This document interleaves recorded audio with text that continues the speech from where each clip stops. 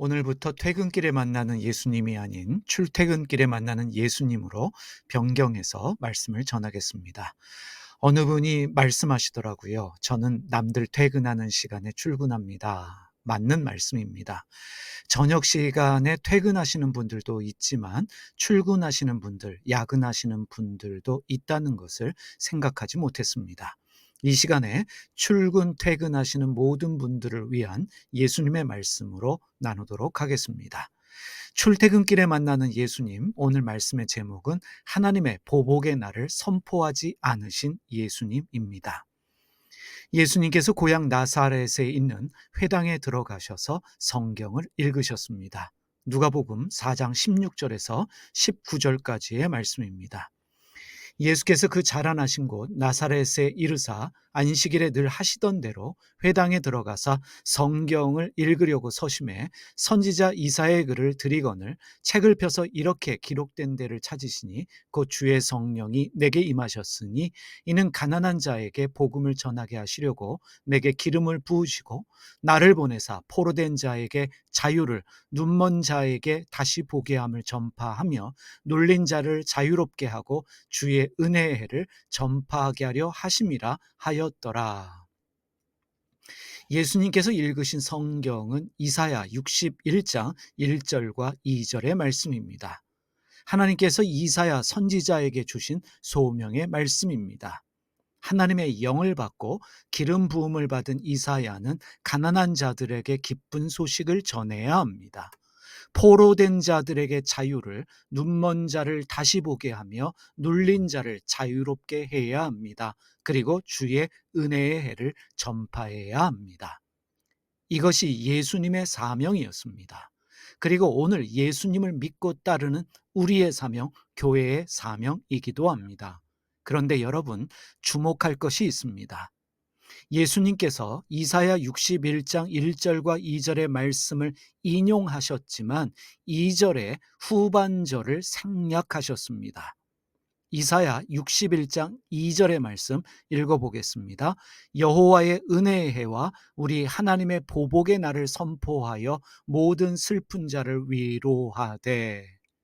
예수님은 여호와의 은혜의 해를 전파하는 것을 말씀하셨지만 하나님의 보복의 날을 선포하신다라고 하는 이 부분을 생략하셨습니다.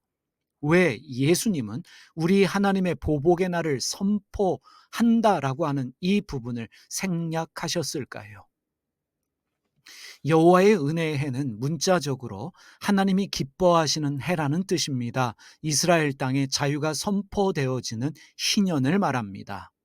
희년이 되어지면 빚진 자의 빚이 탕감되고 노예에서 해방되고 잃어버린 땅을 되찾을 수 있는 해를 말합니다. 안식년이 7번째 되는 다음 해로서 50년마다 찾아오는 해방과 자유의 해를 말합니다. 우리를 가난과 억압으로부터 해방시켜 주시고 자유를 주시는 은혜의 하나님에 대한 고백이라고 할 수 있습니다. 하나님께서 우리에게 자유와 해방을 주신다라고 하는 은혜의 하나님에 대한 고백입니다. 하나님의 보복의 날은 하나님이 원수를 갚아주시는 복수해 주시는 날로 우리를 대신하여 복수하고 원수를 갚아주시는 그 하나님에 대한 고백입니다. 그런데 예수님은 복수하고 원수 갚아주는 하나님에 대한 고백을 거부하셨습니다. 우리 하나님의 보복의 날을 선포한다라고 하는 이 부분을 거부하셨습니다. 왜일까요? 유대인들은요, 자신들만의 하나님, 이스라엘의 하나님을 고백하며 믿었습니다. 자신들만을 지켜주고 복을 주시는 하나님, 다른 민족, 즉 원수와 적들을 패배시키시고 이스라엘에게만 승리를 주시는 하나님을 믿었습니다. 그런데 우리는 잘 알고 있습니다. 이스라엘은 항상 승리하지 않았습니다. 다른 민족과의 전쟁에서 패배했습니다. 성전이 무너지고 포로로 끌려가는 치욕을 당했습니다. 바벨론에 의해서 멸망한 유대 나라는 페르시아와 그리스, 이집트의 계속적인 지배를 받았습니다. 오랜 시간 동안 타 민족의 지배를 받았습니다. 예수님 당시에도 로마의 지배를 받고 있었습니다. 다른 민족의 지배를 받으며 고통을 받던 유대인들은 원수들에게 복수하시고 보복하시는 하나님을 믿고 기대했습니다. 구약의 선지자들도 보복하시는 하나님을 믿고 고백했습니다. 나훔 1장 2절 말씀 보겠습니다. 여호와는 질투하시며 보복하시는 하나님이시라. 여호와는 보복하시며 진노하시되 자기를 거스르는 자에게 여호와는 보복하시며 자기를 대적하는 자에게 진노를 품으시며. 구약시대의 사람들, 구약시대의 선지자들은 보복하시는 하나님을 믿었습니다. 원수에게 보복하시는, 복수하시는 그 하나님을 믿었는데 예수님은 원수도 사랑하라고 가르치셨습니다. 왜 원수도 사랑해야 할까요? 하나님에게는 적이 없기 때문입니다. 하나님에게는 원수도 없기 때문입니다. 하나님은 사람으로 이 땅에 오셔서 사람들이 오해하고 있던 하나님에 대한 생각을 버리게 하셨습니다. 그 중에서도 보복하거나 복수하지 않으시는 하나님에 대하여 보여주셨고 가르쳐 주셨습니다. 예수님은 우리도 그렇게 살아야 됨을 가르쳐 주셨습니다. 누가복음 6장 27절에서 32절까지의 말씀 200주년 신약성서의 번역으로 읽겠습니다. 내 말을 듣고 있는 여러분에게 말합니다. 여러분의 원수들을 사랑하시오.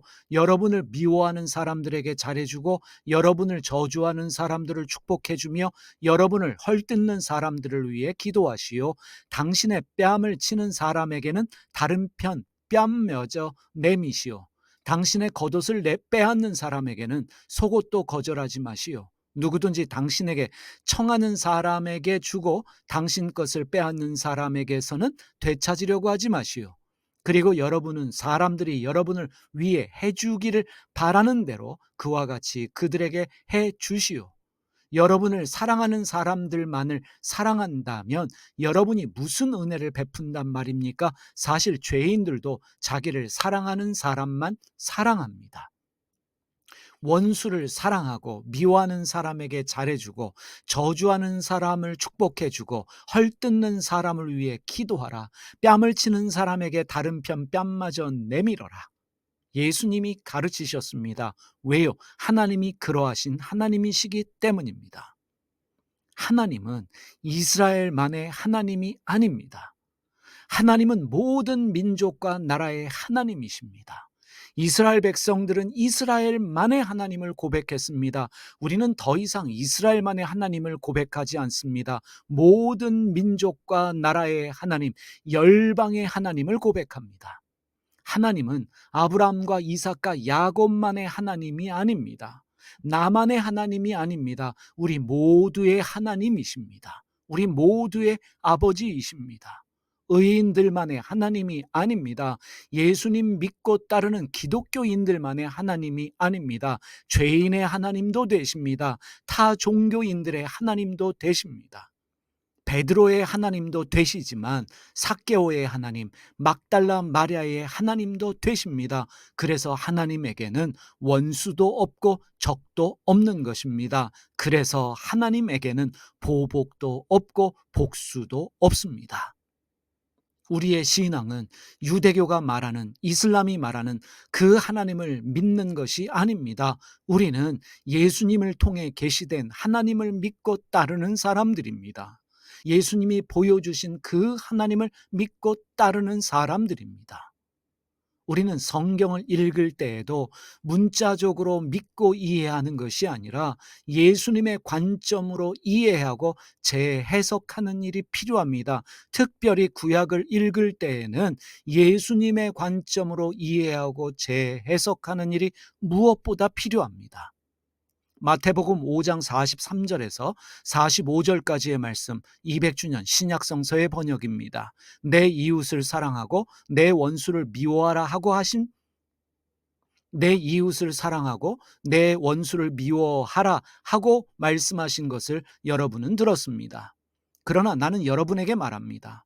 여러분의 원수들을 사랑하고 여러분을 박해하는 사람들을 위하여 기도하시오. 그래야만 여러분은 하늘에 계신 여러분 아버지의 아들이 될 것입니다. 그분은 악한 사람에게나 선한 사람들에게나 당신의 해를 떠오르게 하시고 의로운 사람들에게나 의롭지 못한 사람들에게도 비를 내려주시기 때문입니다. 예수님은 사람들이 생각하는 하나님에 대한 생각을 바꾸어 주셨습니다. 어찌 보면 새로운 하나님을 보여주셨습니다. 그래서 예수님이 설교하실 때마다 종교 지도자들이 그렇게 반발하며 화를 내었던 것입니다. 왜요? 자신들이 해석하고 가르치는 하나님과 다르기 때문입니다. 보복하고 복수하신 하나님을 믿고 가르쳤는데 예수님은 보복하지 않으시고 원수마저도 사랑하시는 은혜의 하나님을 말씀하시고 가르쳐 주셨습니다. 예수님이 가르치시고 말씀하시는 하나님, 어떤 하나님입니까? 죄인들도 이방인도 여자도 아이도 사랑하시는 하나님입니다. 안식일에 법을 지키지 않으면 저주하시는 하나님이 아니라 사람을 위해 그 안식일을 주셔서 안식일에 쉬고 누리게 하시는 그 은혜의 하나님을 종교 지도자들이 동의할 수 없었기 때문에 예수님께 반발하며 화를 내었던 것입니다. 어쩌면 지금 우리는 예수님 말씀에 반발해서 화를 내던 예수님 당시의 종교 지도자들이 믿고 가르치는 그 하나님을 믿고 있는지도 모릅니다. 여러분, 제발 복음서를 읽으시길 바랍니다. 반복해서 읽으시기를 바랍니다. 그 어느 부분보다도 예수님의 말씀과 삶이 기록되어진 복음서에 집중하십시오. 예수님이 말씀하신 그 하나님과 유대인들이 믿고 따르던 그 하나님이 어떻게 다른지 복음서를 통해서 발견해 보시기를 바랍니다. 하나님은 우리에게 자유와 해방을 주시는 은혜의 하나님입니다. 보복과 복수의 하나님이 아닙니다. 그래서 하나님께는 원수도 없고 적도 없습니다. 그래서 우리 모두는 하나님 안에서 한 가족이며 한 친척이며 이웃인 것입니다. 그래서 예수님 믿고 따르는 우리는, 예수님이 말씀하신 그 하나님을 믿고 있는 우리는 편견이 없어야 하고 차별이 없어야 하는 것입니다. 기도하겠습니다. 살아계신 하나님 아버지, 예수님께서 말씀하시고 보여주신 그 하나님이 어떠한지를 깨달아 아는 은혜가 저희에게 있게 하여 주시옵소서. 예수님이 설교하실 때마다 반발하며 예수님께 화를 내며 예수님을 죽였던 그 종교 지도자들이 말하고 가르쳤던 그 하나님을 우리가 믿고 있는 것은 아닌지 우리의 신앙을 돌아보게 하여 주시옵소서. 정말 그 어느 때보다도 복음서에 집중해야 될 때라는 것을 깨닫습니다. 복음서를 통해서 예수님의 말씀과 삶을 재조명하게 하여 주시고, 그래서 예수님이 말씀하신 그 하나님을 발견하게 하실 뿐만 아니라 그 하나님의 뜻을 따라 은혜를 누리며 사는 저희의 삶 되게 하여 주실 줄 믿습니다. 예수님의 이름으로 기도드립니다. 아멘. 하늘에 계신 우리 아버지, 아버지가 어떤 분인지를 저희에게 보여주시옵소서. 세상을 바로잡아 주시고 아버지의 뜻이 하늘에서와 같이 땅에서도 이루어지게 하소서. 오늘 저희에게 일용할 양식을 주시고 저희에게 빚진 사람들의 빚을 탕감하여 준 것 같이 저희 빚을 탕감하여 주시옵소서. 저희를 유혹에 빠지지 않게 하시고 나쁜 일을 당하지 않게 하소서. 아멘.